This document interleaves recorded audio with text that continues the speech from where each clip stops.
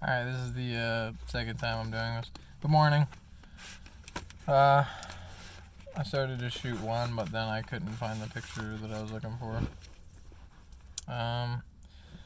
Yeah, this is going to be a little different than the usual videos that I do. This one's going to be about what it's like to lose your mom at 8 years old. And I got to preface this to say that my mom had me when she was 16 years old, 16 or 17. She had bipolar disorder and a lot of the things I have, so she had a lot of mental illness and things too, but she also had drug addiction. I don't know when it started or what, but her mom was a huge drug addict. You know, my nickname for her is my crackhead grandma. There's a picture of her in here too. We won't show that one, but this is my mom. She passed away of either, I don't know, murder or a drug overdose. You know, when I was 8 years old. That's her scumbag boyfriend who may or may not have killed her. You know, he has a daughter. I don't even know if she sees him or not because she doesn't talk to me or anything. But yeah. So yeah. By the time she passed away, I had seen her stab. Funny enough. I can't actually believe I never thought about that. But yeah, she had stabbed this man in the back. I'd watched her stab him in the back with a steak knife, maybe that, like, she'd stabbed him that far. Like, a big, like, full-size steak knife, but she had stabbed maybe that deep into his back one night. I had the flu or something, and I was back at the house. And they were fighting in the kitchen. And, you know, she's a stripper who, like, is also a drug addict with bipolar disorder and stuff. And he's also like kind of a scumbag too. Pretty much all of her boyfriends were just scumbags throughout the years.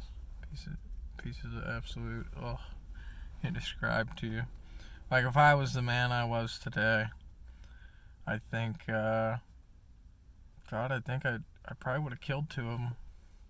Probably would have just shot two of them. But all they gave me when I was a kid was BB guns, so I couldn't do nothing. You know, nobody ever gave me like a real thing. And I had thought about shooting him in the eye with a CO2 metal pistol. I always had one in case things got real rowdy. I would have shot him in the eye with a CO2 metal BB, like, handgun. I would have shot him right in the eye. Probably would have just pissed him off, but yeah. So she just had a lot of scumbag boyfriends. She had one that, like, beat her and raped her and did all these really screwed up things. And then he came back later on. I don't know. It's always a weird thing, man. Like, imagine being like 5 or 6 years old and, you know, having to hold a knife out just to be ready in case your mom's ex-psychopath boyfriend tries something. That's an insane thing, you know, that a kid would have to do. But yeah. So I had just seen so many crazy things, you know, in and out of foster care. You know, I'd found needles right before the end. I'd found needles in my mom's purse, but I knew it was bad, but I didn't know how, I didn't know what it meant, you know what I mean? I'm like 7, 8 years old, and I find, you know, hypodermic needles in my mom's purse. Because I was a snoopy kid, dude. If you put me in your house, I'm checking every drawer. I just want to know what's in there. I'm bored. You know what I mean? So, yeah. So I found needles in her purse. And I think I had pound pills and stuff before. I didn't really know what that meant. I can't really remember that off the hand, but I remember the needles very specifically. There were a couple needles in her purse, and I just put it back, and I was like, oh, man, I don't know. And it sucks, man. Like, my mom was just like a early pill addict or heroin. I don't think it was heroin because she was never really nodding off. No, that's not true. I don't know. I think it was, who knows what it was. There's lots of things, to be honest. Yeah. She just was a drug addict, and she did all types of things, and she was also a stripper who made crazy amounts of money. Like, we always would lose our house. Like, we'd always move all the time. I guess why I don't know how to write in cursive is because I transferred schools so much. One year I went to, I started the year off in a school that was learning it at the end, and then I had transferred to another school where they had already learned it. So I can't really write in cursive or read cursive. But yeah. So it was just all bad growing up, you know what I mean? It was pretty rough. My grandparents, you know, my grandpa worked real hard. he retired from Goodyear for 35 years, and he had a bunch of businesses and stuff. So, he did good for himself. He was a hardworking man. Maybe he probably had like $150,000-$200,000 in the bank or something whenever he retired. So we weren't super poor, but it was between I was living between my grandparents and my mom, and I just bounced back and forth, and it was bad too. Like, another reason my education kind of sucks is if I woke up or my mom woke up and either one of us didn't want to go to school, I didn't go to school. So there's a lot of missed education there. It's not good, but my mom would always, she'd take me to school. I very rarely would ever ride the bus. Even my grandparents always took me on the bus. I'm going off topic, but my mom did her best, man. She was a hopeless drug addict who sold her body and made more money than I think she could handle. And she tried. I think she tried, but I think she just wanted... I don't know what she wanted, man. Terrible tasting, man, and just everything else. But we used to play these cruel jokes. This is the second time I made this. This is already a little longer than the last one. I only made it 5 minutes in last time, and I was like, this is taking too long. But yeah. So we used to play these. We were always real mean to each other. Like we'd always just have like real cruel jokes, within the family. And so one night I come back. They like yelled at me to come back from my friend's house. Like, come home right now. My crackhead grandma Brenda, she's like, come home right now. And then I get there, and then she tells me like, take my shoes off or something. And she's like, your mom's dead. Like, there's something about that. Or sits me down, and she's crying. I'm like, what's going on? And then in a roundabout way, she's like, your mom's dead. And I'm thinking they're screwing with me or something. And then I just storm out and leave. I don't have my shoes on. I just have my socks on. I just storm out and leave. This is when I lived in Florida. And everything's like a town. So it was all just suburbs wherever I was. So I just took off and started walking. And I walked for hours in my socks. And then I think I came back hours and hours later. And I was just like, are y'all screwing with me? Is this a joke? And then they broke down in tears because they couldn't believe that I thought that it was a joke. But we would always play cruel jokes on, each other. And I was like, man, that's a mean joke to play on me. And they were like, no, we're not kidding. And I don't know, man. I think I left again. I didn't know what to do. I just left. It's not like things were good or anything, but I didn't have like a dad, so my mom was the only person that I did have growing up. I had my grandparents and everybody, but my mom was, I don't know, she was always trying to be there, If she wasn't in jail or, in a bad place, she would always try and be there or take care of me. So that sucked, when she was gone. And I was living in Florida because she was fighting with her boyfriends and everything was just bad up there. And she had my sister, little like 1-2-year-old kid, but I remember the last time I ended up having to leave, I'd fly back and forth between Florida and Ohio because she would just, they're always on drugs and it was just always real bad. And so plane tickets were cheap. My grandparents would just spend $100 to just fly me back down or whatever. And I remember one of the last times that I seen her. It was just before my birthday.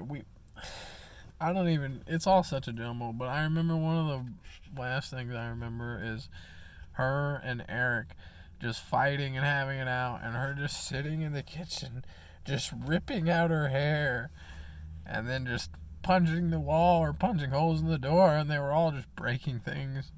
That's one of the last things I remember before I think I called my grandparents, and I was like, I need to leave. I think it was right before my birthday, because I remember something like that, and then we had my birthday party later that day at the water park. So it was just bad, man. And then when I came up to Ohio, my grandparents, or I don't know, everyone was real distraught, because everyone loved my mom. They hated what she had become, but still loved her. And, everyone, I don't think they knew what to do with me either. So they kind of just palmed me off of one of my mom's friends who had kids, and I stayed with them for a week or something. And I remember seeing the body, like they brought me to see the body, and it just didn't look real, man. It was like blue. It didn't look like my mom. I mean, it did, but it didn't. So it was a lot, to be 8 years old and see your mom just dead laying on the table. It's a lot to deal with. And then they couldn't even dress me properly. Like, I had already had anxiety and I didn't want to be around nobody. And they couldn't even dress me properly. Like, my mom's friend put me in a Hawaiian shirt. I don't know. I couldn't stay in the funeral, and my mom's boyfriend, who may have killed her, showed up to the funeral, and I even at 8 years old, I was ready to kill him. So I don't know. It was hard, man. It's a lot to lose your only parent at 8 years old. And then I had to live with my grandparents, my great-grandparents, who, they did their best. But, if you're like 75 years old, how are you going to take care of like a 9 or 10-year-old?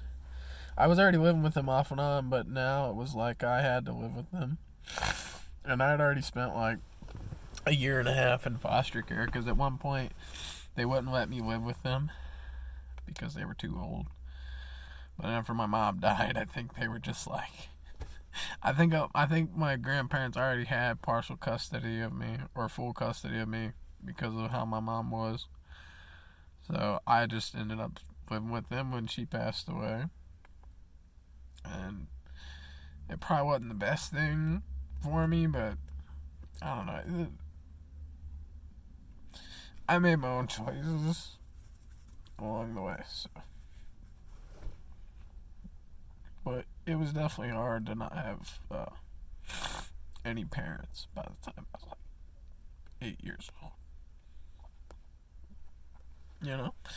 And even the people that I hate, like my crackhead grandma, who like used to do drugs with my mom and used to sell drugs and all this bullshit, even her I miss, because at least I have someone to talk to.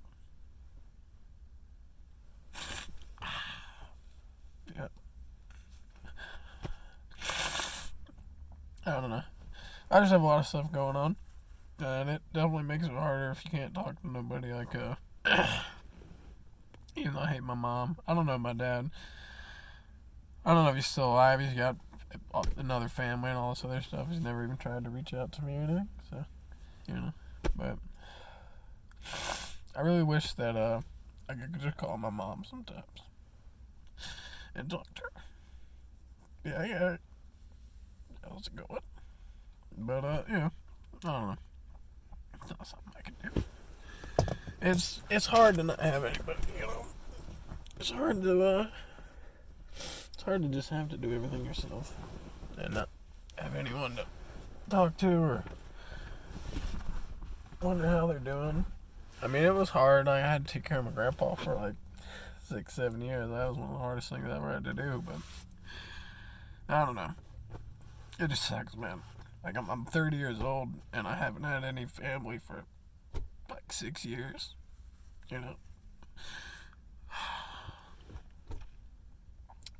Me and my great grandfather had each other for about, I don't know, like 10 years or so. And then before that, we had my grandma, my great grandma. Well, actually, we had my grandma, my crackhead grandma. We could never really have her living with us. And we had my uncle that owes me money live with us sometimes, the alcoholic scumbag that just, scare me. So, yeah. I don't know, man. It's hard. I can't imagine what I might be if, my life was different, or I grew up differently. It's hard to say. It just sucks that I don't have any family anymore, and I can't. I just don't have anyone to talk to or anything. I have to do everything myself. It's very hard. The only thing that keeps me going is the fact that maybe I can make my life better one day. Like I say, this one was not the usual video. It's a video I've kind of wanted to make for a while. I wanted to do it with like one of my better cameras, in like a nice place or something, but I don't know. It's something I might as well just make now. Who knows if I'll ever make it in the future, or who knows. Yeah. I just thought I'd make it. I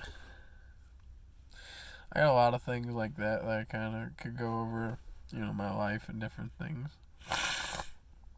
God, I got more emotional than I thought I would, man. I really miss my mom. Yeah, but some people around. But we're going to move on from that, because we're already at 16 minutes. I'm going to upload this later on. When I get to work. I don't feel ashamed to cry as a man in any way. I got bipolar disorder and a lot of emotional disorders, so I'm a very emotional man. I never feel ashamed to cry. It feels good, actually. I haven't cried in a while. Yeah. But yeah, that'll wrap up that segment. I don't know, maybe I'll have another one about. I'll probably have more of them. I'll give one about my crackhead grandma. That one will have tons of stories attached to it. So, but yeah, we'll move on. Work yesterday was like it was the easiest shift ever. It was warm enough that the vacuums were keeping everything up on the machines. All the grippers, they fixed them over the weekend, so all my grippers worked. It just so I didn't have to cut anything or do anything. We fired like 400 of these puppies through there, man. It was so chill. It wasn't chill, like it was fast paced, but like it was the easiest variation of what I could be doing. So yesterday was pretty cool. I found out I'm gonna have a 4-day weekend, which it sucks, especially when all I want to do is stay in the same place and just keep grinding money out. I now have a 4-day weekend. So I'm going to make sure I charge all my stuff. I'm going to try and shower at Planet Fitness before I got to call and see what the hours are so I can shower, the last time I can shower. Whether I do it Wednesday after work or Wednesday before work or whatever, I don't know. And then, yeah, I'm just going to sleep at rest stops and stuff and go to my storage locker, get some stuff out. I might grab my headphones. I got like a pair of Razer Hammerhead headphones that I got. They were like $50. I think they were $50 with the Razer Kishi, and I have the Razer phone. That's what I use for emulation if I ever play it. But yeah, so I have those, and then I have Galaxy Buds that I have went under the water multiple times with, and they worked great. But then after like a year or a year and a half, almost 2 years, like something in them just broke, and they both sound like crap now. So I don't know. But I'll probably grab those. I'll drop off the video games and crap I got in the trunk. My Harry Potter Funko crap. Drop that stuff off. Get some more of my pod thingies. As I am going through this pretty quickly. It kind of makes it worse too. Like you can make more money, so it's like it's even easier for me to justify using it more, I guess. I don't know. Yeah. But work yesterday was just so easy, chill. I was so tired all day. Really tired. I guess it's because I didn't move for 2 days. So I'm only gonna get paid for 3 days this week. You get off Thursday and Friday, and I would be paid if I wasn't a temp employee. So that kind of sucks, but that is what it is. I'm gonna upload this later when I get to work. I'm just gonna throw it on just before I go in, and I'll just charge my phone inside. I'll probably just end up charging stuff there. 4 days off work sucks. I really don't want it. But what are you gonna do, man? I'll just deal with it, make the best of it. I don't want a 4-day vacation, but I don't know. I'll go do stuff or check thrift stores. I'll find something to do. Like, I have no choice, you know. I checked my transmission fluid today. It's higher than it was. I added more again, and then I was going to check it again, but the hood wouldn't open. So then I just drove for a little bit, and I knew the hood would probably fix itself. It did. But I wasn't on level ground, so I didn't bother checking it. I'm just keeping an eye on it, because even though my storage locker is only 50-something miles away from me, it's an hour and 21 minutes to get there. So, yeah. Yeah. I don't know. I'll give another update tomorrow before work. But I hope everyone has a good day. Sorry about, the crying. The crying. It's a video I've been wanting to make for a while. I don't know. It wasn't as comprehensive as I wanted it to be or anything, but we'll see what it looks like when I watch it back. See you guys. Have a good day.